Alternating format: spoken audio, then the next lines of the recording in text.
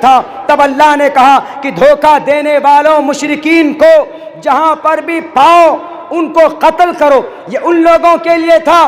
نرسمہانند تیواری جی، نرسمہانند سرسوتی جی، قرآن پر allegation لگانے سے پہلے یاد کر لینا عبداللہ سالم کو، یاد کر لینا جمیل اختر شفیق کو، یاد کر لینا مولانا جرجیس کو، یاد کر لینا مولانا ارشد مدنی کو، یاد کر لینا ہمارے اکابرین کو۔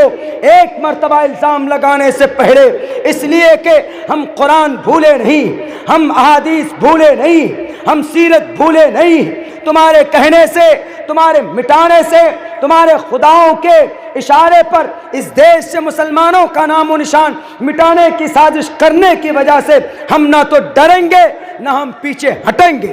ہم جلسوں میں لوگوں کو بتائیں گے تمہاری یہ تاریخ، تمہارے قرآن میں یہ فرمان، تمہارے نبی کی یہ سیرت ہے، تمہیں اس کے مطابق اپنی زندگی گزارنی چاہیے۔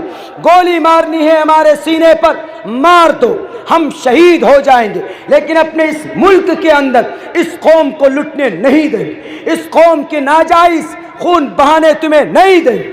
بھارت کے سمویدھان میں یہ بات لکھی ہوئی، ہم قرآن پڑھتے ہیں تو ہم کو سمویدھان نے اجازت دی، ہم نماز پڑھتے ہم کو سمویدھان نے اجازت دی۔ کوئی مندر میں جا کر گھنٹا بجاتا ہے اور وہاں پر ایشور کی بھکتی کرتا ہے، سمویدھان نے اس کو اجازت دی۔ کوئی گردوارے کے اندر اگر وہاں پر اپنا اگر وہاں پر مول منتر پڑھتا، ایک اومکارا ستنام کرتا پھر نرو نرویر، ان کو بھارت کے سمویدھان نے اجازت دی۔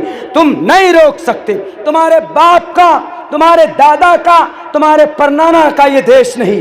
یہ دیش اس دھرتی کے اندر آدی واسی سے شروعات ہوئی تھی۔ اس دیش کا مول سب سے پہلی جنریشن یہی آدی واسی کے لوگ، یہی سنتھال لوگ، ان کو تیسرے درجے کے شہری بنا دیا، ان کو غریب مظلوم بنا دیا۔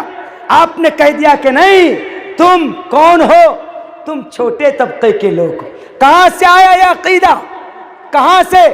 شودرو برہمن تامتی برہمن چیتی شودرتام چھیتریو یاتی وترتوم وگادویچیم تتھے چچا سیک ایواتر پتی پر جانام کتم پنرجاتی کرتا پر بھیدا۔ یہ منتر میں کئی جگہ پر پڑھ چکا ہوں، آج بھی بتاتا ہوں کہ زمین پر کوئی پاک ناپاک دنیا کی نظر میں کوئی چھوٹا بڑا ایشور کی نظر میں نہیں ہوتا۔ آدمی کا کرم اس چھوٹا اور بڑا ہوتا۔ ایک آدمی شراب پیتا ہے، ایک آدمی نماز پڑھتا ہے، تو نماز پڑھنے والے کا کرم اچھا ہے، شراب پینے والے کا کرم گھٹیا ہے۔ یہ چیز ہے۔ کس نے بتایا؟ لوگوں کو بے وقوف بنایا۔ اور کب سے یہ عقیدہ چلا؟ جب ایران سے لوگ آئے تھے تو بڑے شاطر لوگ تھے، انہوں نے کہا کہ ارے بھارت کے اندر تو یہ جاہل لوگ رہتے ہیں جو لکڑیاں اور پتھر جلا جلا کر اپنا کھانا بناتے ہیں، ایک کام کرو ان لوگوں کو بے وقوف بناؤ۔ اور انہوں نے وہاں پر کیا کہا ان لوگوں سے کہ اے لوگوں، ایران سے جو قوم آئی تھی آج کی تاریخ میں وہ قوم برہمن مانی جاتی۔ انہی نے کہا کہ دیکھو ہم برہمن ہیں، ہمارے پاس دولت ہے، ہمارے پاس روپیہ پیسہ۔ تو آدی واسی لوگوں نے کہا کہ سر گرو جی آپ لوگ آخر کیا کرتے ہیں جو اتنی دولت آپ کے پاس ہے؟ انہوں نے کہا کہ پتہ ہم کیا کرتے، ہم یہ کرتے۔ انہوں نے تفصیل بتائی۔ پھر انہوں نے کہا کہ دیکھو تم لوگ اچھے کام کرو، تم لوگ چوری نہیں کرو گے، تم لوگ اس دھرتی پہ ہمارا سیوا کرو گے، جب تم مرو گے تو ہماری طرح پیدا ہوگے۔ تو ان کا یہ عقیدہ وہاں سے آیا کہ مرنے کے بعد دوبارہ اچھا انسان بن کر پیدا ہوتے ہیں، برا انسان مرتا ہے تو برا بن کر پیدا ہوتا ہے۔ یہ کانسیپٹ وہیں سے چلا ہے، ورنہ آواگمن کا کوئی عقیدہ ویدات کے اندر نہیں ملتے، تاریخ کی کتابوں کے اندر نہیں ملتا۔ تب جا کر آدی واسی نے، نچلے طبقے کے لوگوں نے کہا کہ اچھا گرو جی آپ کے پیر دبائیں گے، آپ کے ساتھ اچھا ویوہار کریں گے تو کیا ہم آپ کے طرح پیدا ہوں گے، یعنی مرنے کے بعد دوبارہ پیدا ہوں گے؟ قرآن کے خلاف یہ عقیدہ۔ قرآن میں دوبارہ مرنے کے بعد دوبارہ زندہ اللہ کے سامنے ہوں گے، دنیا میں دوبارہ نہیں آئیں گے۔ مرنے کے بعد اللہ کے سامنے ہوں گے، حشر کے میدان کے اندر ہم لوگوں کا ہم لوگ آمنے سامنے آئیں گے اور پھر وہاں پر حساب کتاب ہوگا۔ لیکن ان لوگوں نے، یہ شاطر دماغ جن کا آج بھی دماغ چل رہا بھارت کے اندر، یہ پہلے سے یہ نسلن بعد نسلن یہ ان کا کانسیپٹ اور دماغ چلتا ہوا آیا۔ انہوں نے بیوقوف جیسے پہلے بنایا تھا کہ تم لوگ اچھے کام کرو، ہمارے ٹانگ دباؤ، تب جا کر آگے چل کر تم کو ہماری طرح عیش کی زندگی میسر ہوگی۔ غلط بات۔ بھارت کے ہندو بھائیوں، بھارت کے دلت بھائیوں، بھارت کے آدیواسی بھائیوں، بھارت کے سنتھال بھائیوں، آپ کو گمراہ کیا گیا اور آج پورے دیش کو گمراہ کرنے کی کوشش کر رہے ہیں۔ آپ کو بے وقوف بنایا گیا۔ آپ کے ویدوں میں کئی تذکران ہیں۔ آپ کے ویدوں میں تو یہ کہا کہ اگر کوئی آدمی پنیہ کرے گا تو اس کو ایشور اس کو اسی حساب سے اس کا اجر دے گا، اگر کوئی گناہ کرے گا تو اس کو اسی حساب سے اس کو سزا دی جائے گی۔ آدمی اپنے کرم کے حساب سے بڑا اور چھوٹا ہوتا ہے۔ آدمی مرنے کے بعد اس کا کوئی تعلق دنیا میں دوبارہ پیدا ہونے سے نہیں۔ اسی لیے میں کہا کرتا ہوں، ان لوگوں کی دکان بند کرنا بہت ضروری۔ اگر آپ پڑھے لکھے ہیں، اگر آپ کو جانکاری ہے تو آپ کے دھرم پر، آپ کی شریعت پر اگر کوئی الغار کرے، کوئی آواز بلند کرے تو آپ دو ٹوک لفظوں میں جواب دے سکتے ہو۔ آپ کو کوئی کہے کہ محمد رسول اللہ جہادی تھے تو کیا جواب دو گے؟ یہی جواب دینا کہ جہاد کا مطلب ہوتا ہے اپنے دشمنوں کا مقابلہ کرنا جو آپ کے جان کو آ پڑے۔ جہاد کی کوئی اور تعریف بھی ہے، بہت سارے تعریفات، لیکن عام فہم لفظوں میں آپ کو سمجھاتا ہوں، یہ جواب آپ کو دینا۔ دوسرا اعتراض ان کا کیا تھا کہ محمد رسول اللہ نے نوکری کی، نوکری محمد رسول اللہ نے نہیں کی۔ میرے نوجوان ساتھیوں، آپ کو یاد ہوگا محمد رسول اللہ صلی اللہ علیہ وسلم نے نوکری نہیں کی، بلکہ آپ علیہ الصلوۃ والسلام نے ہمدردی کے ساتھ دوسروں کی مدد کی ہے، بنا کسی غرض کے، بنا کسی اجر کے اور بنا کسی لالچ کے، بنا کسی طمع کے۔ محمد الرسول اللہ صلی اللہ علیہ وسلم نے دنیا کے اندر ایگزامپل ایک ریکارڈ قائم کیا، دوسروں کی مدد کر کے، خدمت کر کے۔ تیسری بات کیا کہی انہوں نے تیسری بات یہ کہی کہ ان کی ہتیا کی۔ ارے نبی پاک علیہ السلام کے صحابہ کو اذیت دی گئی، تکلیف دی گئی، اس کے باوجود بھی آپ علیہ الصلوۃ والسلام نے تلوار نہیں اٹھائی۔ بلال حبشی کو تسلی دیتے رہے، صبر کی تلقین کرتے رہے۔ اگر نبی پاک علیہ الصلوۃ والسلام ہتھیارے ہوتے نعوذ باللہ تو بلال حبشی کے قاتلوں کو نہیں چھوڑتے، بلال حبشی کو تکلیف دینے والوں لوگوں کو نہیں چھوڑتے۔ آپ علیہ الصلوۃ والسلام نے صبر کی تلقین کی، پوری دنیا جانتی ہے۔ نرسمہانند تیواری جی، آپ کو یاد ہونا چاہیے، آپ تاریخ پڑھو، ایسے گمنام یا ایسی لٹریچر پڑھ کر لوگوں کو بے وقوف مت کرو۔ تم اپنے ناپاک عزائم میں کامیاب نہیں ہو سکتے۔ انشاءاللہ مجھے چڑھتے ہوئے سورج کی طرح یقین ہے کہ تم لاکھ کوشش کرو اسلام کو بدنام کرنے کی، اسلام بدنام نہیں ہوگا۔ اسلام کا تعلق قرآن سے ہے، قرآن کی حفاظت اللہ کرتا ہے، اور اللہ جس شریعت کی حفاظت کرے کوئی مائے کا لال اس کو چھو نہیں سکتا ہے۔ تو اس سے بڑے طاقتور آئے تھے اس قرآن کو مٹانے، اسلام کو بدنام کرنے، لیکن آئے چلے گئے۔ جب کسی راستے سے کوئی بڑی چیز چلتی ہے تو زمین ہلتی ہے، جب راستے سے ہاتھی چلتا ہے تو کتے بھونکتے ہیں۔ نرسمہانند سرسوتی جی انہی میں سے ایک شمار آپ ان کا کر سکتے۔